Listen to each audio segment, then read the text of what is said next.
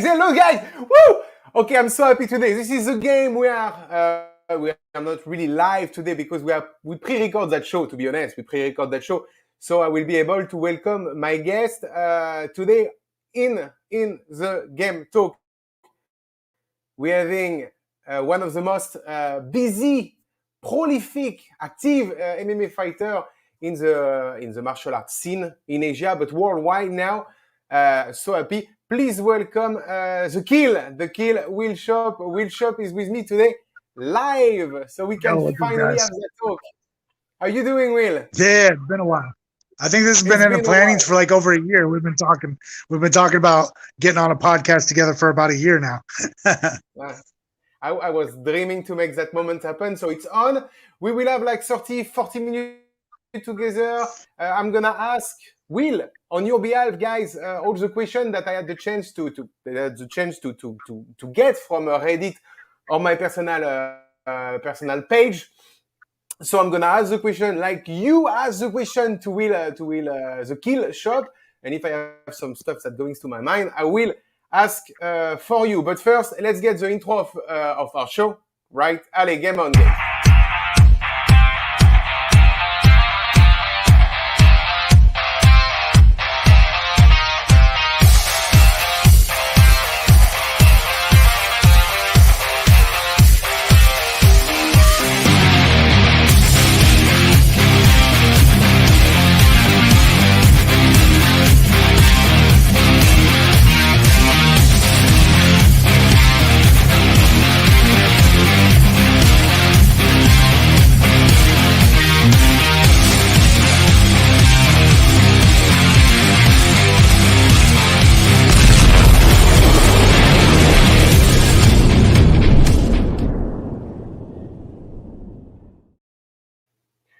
And beep, the icon is on the top, and we are still with the amazing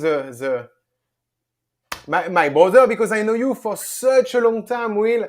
Like it's been 10 years, man. About 10 years, yeah. 10 years. It's amazing. Back how many 10 years? Yeah, we first met when you main evented for the Dare One way back in like the very beginning of like Thai MMA days, you know. So that was when we first met. Yeah. And we even share a fight card. We never face each other, thanks God. I'm very happy about that. So I know Will for, like I said, like almost 10 years. Will is one of the most busiest fighter in the MMA scene. Just by looking at his incredible record, if you Google it, if you go on Tapology, you will see that Will is like crazy busy. He's fighting for a living. He's living the fight life, and I'm super happy to have Will with me for 30-40 minutes. Will, let's kick in. I have tons of questions for you, so I don't want to do the talking. I want you to talk to our viewers. Let's start by something stupid and pretty basic, but who is the kill? Oh, what's funny is my nickname was actually given to me like not because I was killing people or because like I was like a dangerous fighter or like a finisher. Back in the day, like when I first started fighting, my first 3 professional fights were all within like a span of like 10 days. I had a fight, I fought 3 days later, then I fought again for 3 days later, and then I was taking some others. Like I won my first 3 fights, and then I lost my next 3 fights, and I just took a bunch of fights like back to back.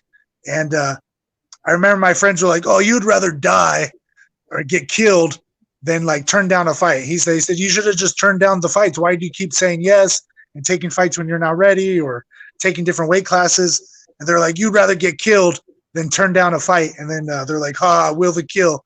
But it was kind of like a joke actually. But then it just kind of stuck after a while, and it became my stupid nickname. So yeah. Yeah, I remember you first I met the kill. First I met Will Chope. It was Lanky Madness, if my memory is right. Well, it was always Will the Kill, but then like Lanky Madness was like I thought Lanky Madness was like a cooler nickname, and I was thinking about changing it. And because like I said, Will the Kill was made as like a joke that I would rather get killed and like fight somebody much bigger than me or better than me when I wasn't ready or something like that, or take fights back to back. So I never thought it was like a cool nickname, but Lanky Madness was like when I was like tall and skinny, it just seemed cooler. Yeah, talking about tall and skinny, just like I've got this crazy picture that I found on Sheerdog, and let me show it to our viewers. Yeah. I don't think people realize how tall you are for your division. How tall are you, Will? Yeah, I'm 6'4" or like 194 cm. Yeah, like that fight was supposed to be against Diego Brandao. Diego Brandao is 5'6", and that was back in the day fighting at 145 pounds or 66 kilo. And yeah, featherweight. Yeah, those days are long gone though. I haven't made featherweight in like 6 years. 2015 was the last time I made featherweight. That's insane. I don't have that question, but I want you to tell us: were you cutting weight, or you were always living in that weight class? Because you were the tallest MMA fighter in Asia. I mean, like for your division. Yeah. Well, like for a long time, I was just a real skinny guy. Part of it was poverty, like just not poverty, but just being poor, like I didn't have a lot of money, and I would just eat like, man, back in the day when I was at Phuket Top Team, I think I was just eating 2 Thai meals a day, and I was training twice a day. And I was just super skinny, and that was just the way it was. And I got used to it. And I was like walking around maybe like 74, 75 kilos. But cutting to 66 was still kind of hard, like 8, 9 kilos is being that tall and that skinny already was quite difficult. But yeah, it was a lot easier back then. Now it's like a totally different story. I'm like 88 kilos now. Where we're in lockdown, where I'm living right now in Vietnam, Yeah. and I'm getting chubby by staying behind my computer and working on some podcasts. Next one, Will. Tell us, where's the Will at the moment? Like Luke is asking us, are you still in Malaysia? Because many people still believe you are in Malaysia right now. Right now I'm back in Thailand because my wife is Thai, my kids are Thai. So I was actually away from Thailand for like 13 months because of all the COVID and lockdown, but I got back last March, and so I'm back in Thailand now. But I was last in Malaysia December 2019 was the last time I was in Malaysia, because I go back and forth to MuayFit. I've been back and forth at MuayFit since like back in the days when I first met you.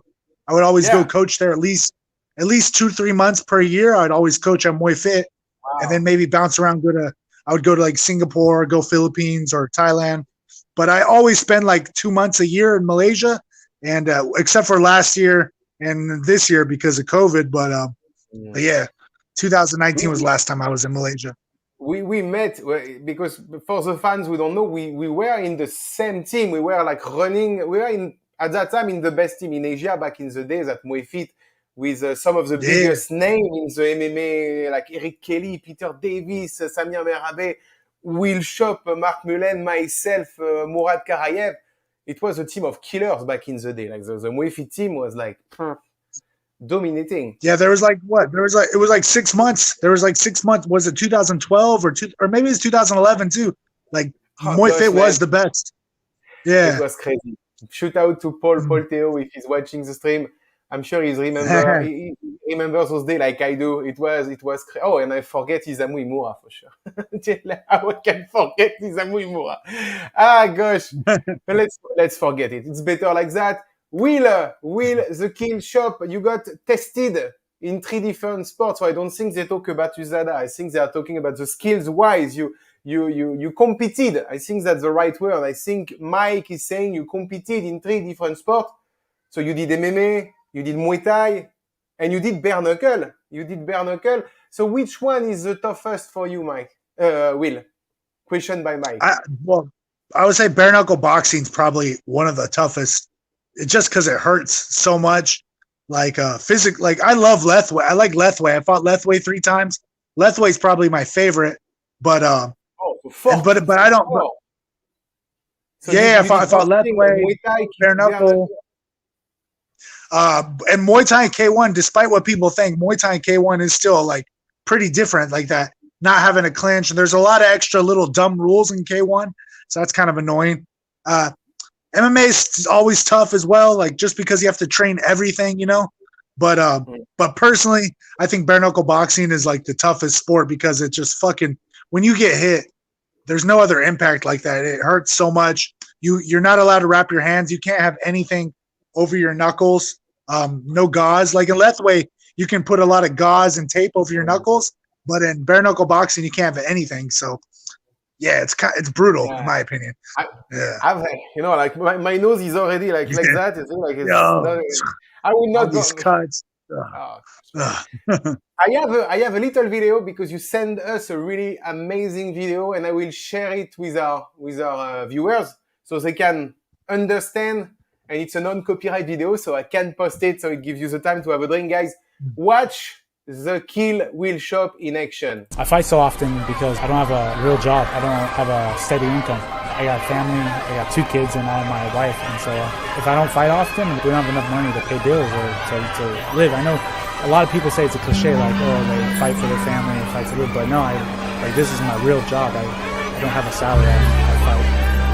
I'm fighting to put food on the table. Fighting to put food on the table. Might not have the right pressure.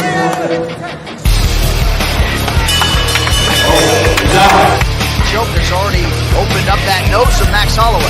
The busiest fighter in MMA, Will Chope, fights all the time. I pretend everything is what I want it to be. I look exactly like what you had always wanted to see. When I pretend, I can forget about the criminal I am. Stealing second after second just cause I know I can. But I can't pretend this is the way it'll stay. I'm just trying to bend the truth. I can't pretend I'm who you want me to be. So I'm lying my way from I wanna be put aside, so let me go. No turning back now. There's a tight punches by Will Chope where he is vicious. A lot of his wins have come via knees and tight punches. Anywhere on my own, cause I can say no turning back now. The very worst part of you is me. I remember what they taught to me. Remember condescending talk of who I ought to be. Remember listening to all of that and this again. So I pretended up a person who was fitting in. And now you think this person really is me. And I'm trying to bend the truth. The more I push, the more I'm pulling away. Cause I'm lying my way from you. No turning back now. I wanna be put aside, so let me go. No turning back now. Let me take back my life. I'd rather pay all alone. No turning back now. Anywhere on my own, cause I can say no turning back now. The very worst part of you. The very worst part of you.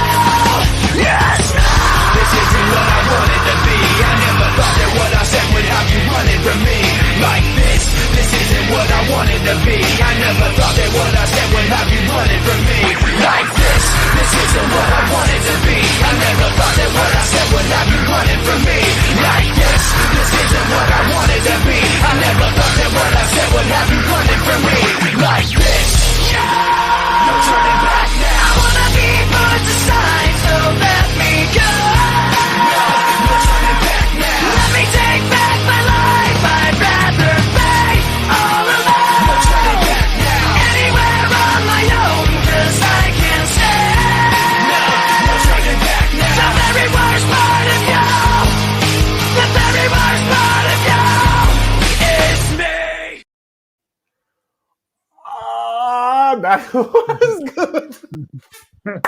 Yeah, you know our favorite part of that video, right? The favorite part of that video is our is kicking our very happy friend Isamu in the ribs.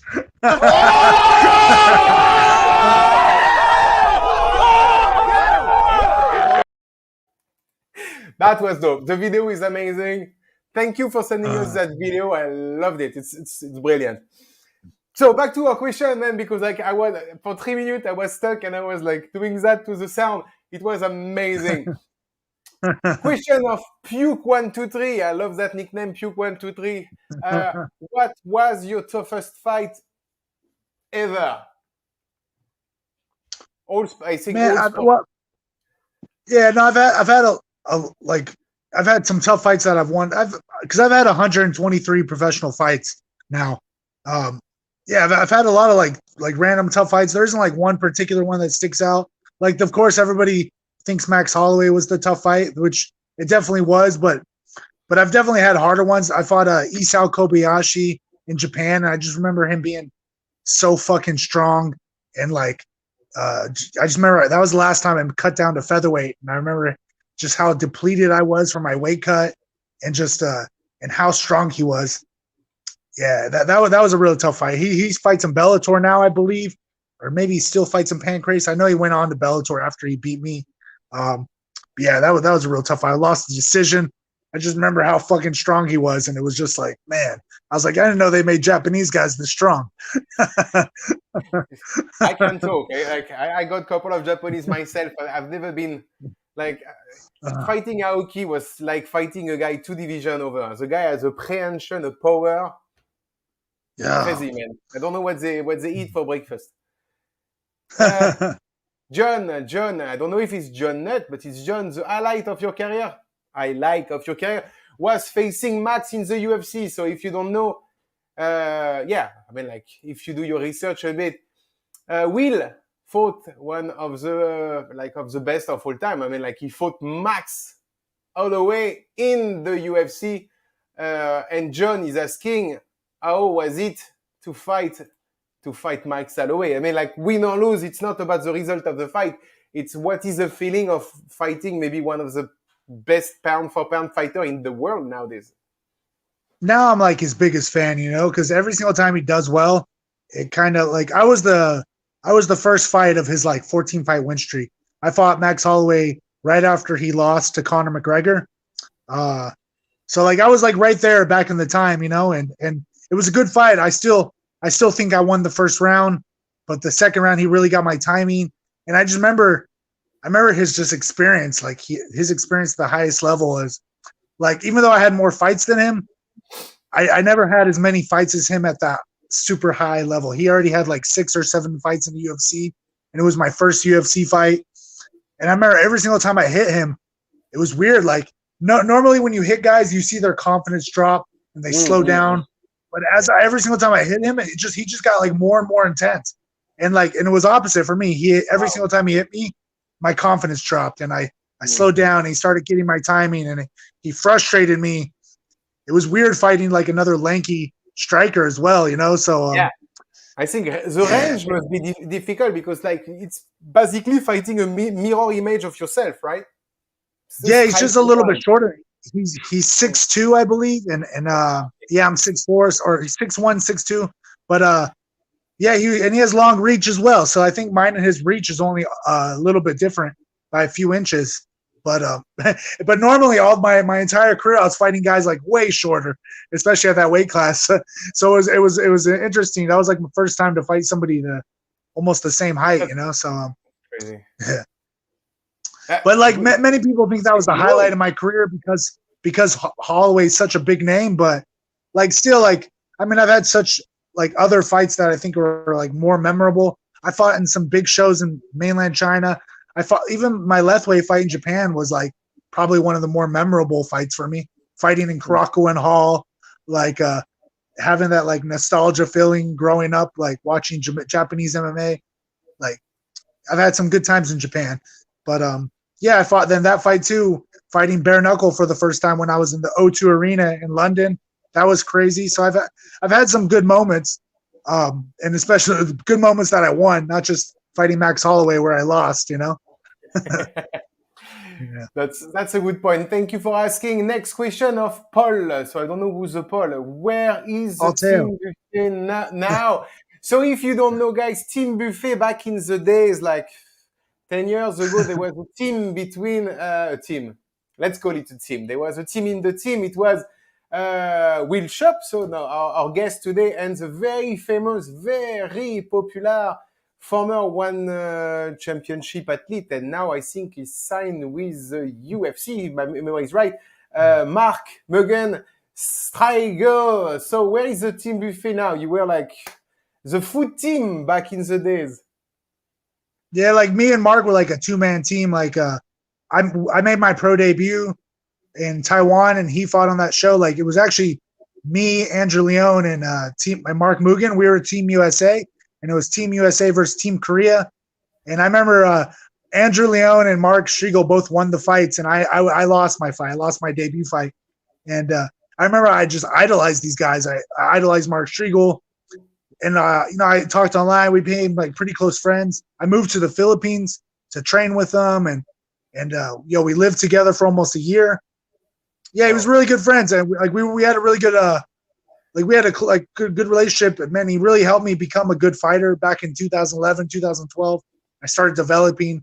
Training with him was like probably the best thing for me. Fighting in the URCC in the Philippines as well.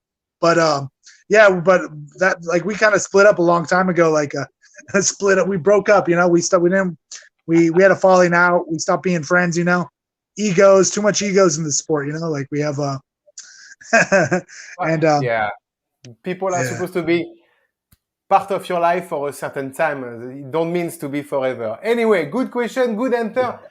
Let's move forward. A question of Jedi. I like this nickname, Jedi 69, like Star Wars forever. Man, you train everywhere. Where is the best gym in Asia? Like, I mean, like your vision of the best gym right now in Asia. So let's keep it to what? Asia, CA, Southeast Asia? Well, for me personally, the best gym I ever had like training in was in Korea. I was just in Jeju, South Korea for 3 months. From this past October to January, I had the best training camp of my life. Like I never had that like high level training with all these like high level Korean fighters that fight for Road FC, Top FC, Double G, all these really good Korean shows. And I had great sparring, great wrestling. My wrestling and jiu-jitsu improved so much through those 3 months. I'm trying to actually go back, but right now because of COVID and if I fly back to Korea, I have to pay for an expensive quarantine for 15 days. So it's kind of making it hard right now. So I'm waiting for travel to open back up. But once travel opens up back up, I think I'll be going back to Korea to just go train again because the training there was just so good, bro. Like I can't explain it. Korean fighters are some of the best MMA athletes in Asia, and they're super technical as well. Same with Japan. Like Japan has very high technical athletes. But a lot of Japanese fighters have full-time jobs. They're salary men, and they do MMA as like a part-time. But I was really, really shocked and impressed in Korea with how great the training was there. Yeah, I wish I was planning last year to go to Korea, and thanks to this worldwide pandemic, I'm stuck here, and I guess you are too. So it's a difficult time for everybody. Next one. And that's Marcus, who was asking you. You can't have the heights in life without a few lows. What is your highest moment and your lowest moment? Oh, definitely. Like it was weird. Like probably the highest moment. I remember getting signed to the UFC. I won in the PXC against this guy Takumi Nakayama. He was a former Pancrase champion, former King of the Cage champion. He was the current King of the Cage and current Pancrase champion when I fought him in the PXC, and that was like. Nobody expected me to win that fight because at a lot of my fights on my record, I fought like scrubs or guys with lesser records, and I didn't fight like many high-level guys, and he was one of the very first high-level guys for me to fight. Anyways, I fought him. I beat him. Nobody expected it. Then I got signed to the UFC. Kind of shocked everybody, and shocked myself too. I never expected to get signed to the UFC so fast, and that was really cool. And then of course the lowest low was getting cut from the UFC, you know, getting cut on the UFC I got cut via Twitter. They didn't even nobody. I was in Brazil. I was supposed to fight that morning or that evening, and the morning of the fight, via Twitter, the UFC cut me. Nobody came to my room. Nobody talked to me. Nobody told me what happened, and and then I found out, some guy wrote an article on the Bleacher Report about my past. I got kicked out of the UFC, and I got kicked out of the military when I was 18, 19, and it sucked.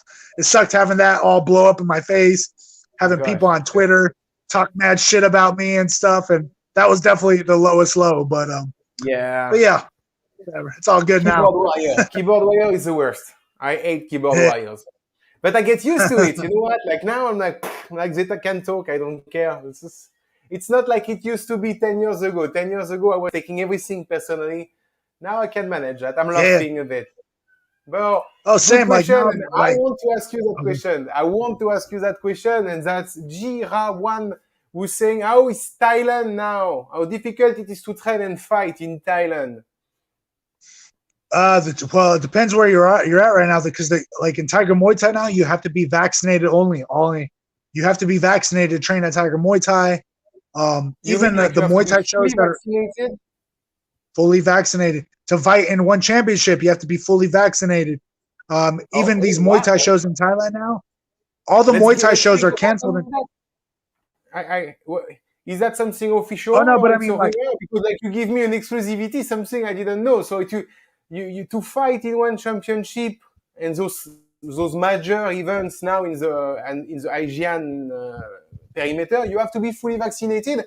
Is that mandatory by one championship, or is it Singapore who's decided that to go? I think it's just because they fly the fighters to Singapore anyways, and Singapore's government and the way now Singapore kind of has a vaccine passport. So you have to be vaccinated to basically fly and to fight in Singapore, and all the shows in one championship right now are in Singapore. So until further notice, that includes Thailand too. All the Muay Thai shows right now are canceled. They're all been paused since May. There hasn't been any Muay Thai shows or any MMA shows in Thailand since May, and they said they're going to bring him back. Maybe next month they're going to him back, but same thing. You have to be vaccinated if you want to fight. So it's like fuck. Wow. Yeah. New world. If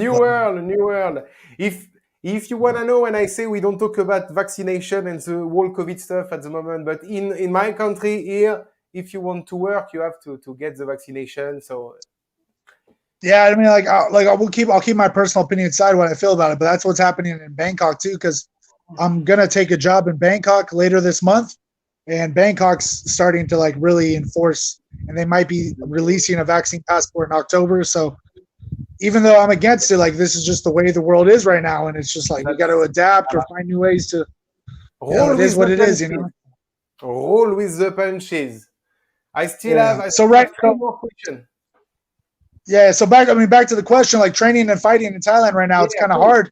Until things kind of go back to normal and the shows open back up, it'll be quite hard. I hear in October things are supposed to open back up. I'm supposed to be fighting in October, so crossing fingers that nothing gets delayed and it still happens. Yeah. Finger crossed, man. Same for me. Yeah.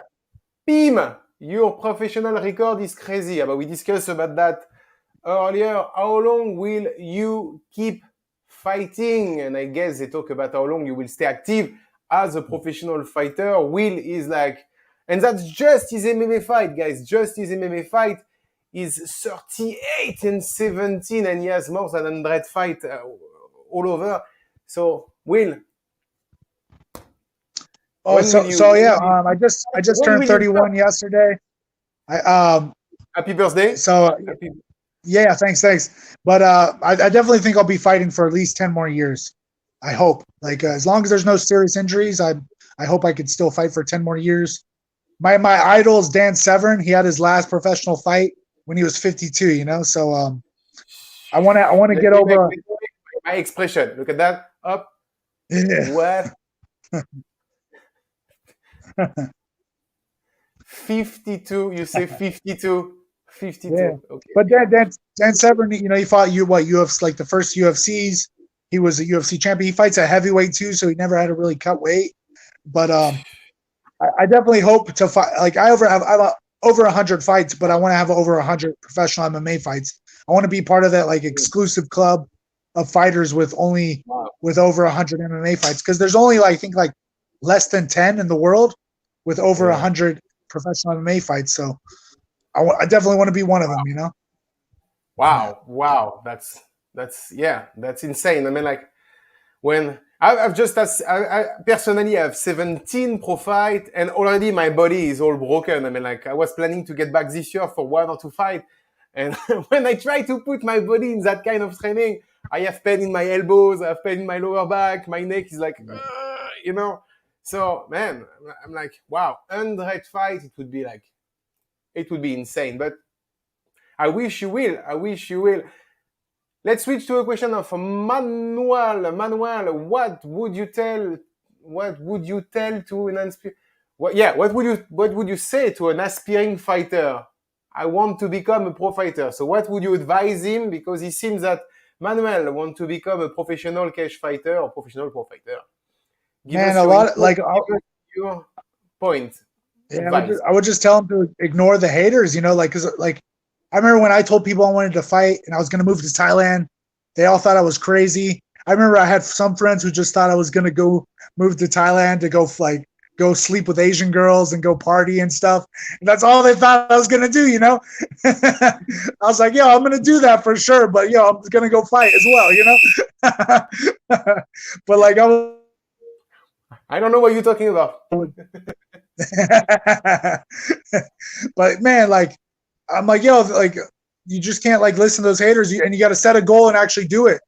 Start training now. No excuses. You got to find ways to train and stay busy, and also, as stupid as it sounds, get good at social media, because nobody helped me find my own fights my first couple of years. I found all of my own professional fights on my own through using social media. And so if you don't know how to use social media and you expect your manager or your coach or different people to find fights for you, it's not always easy. You got to do stuff on your own, and you got to go make your own shit happen, I agree.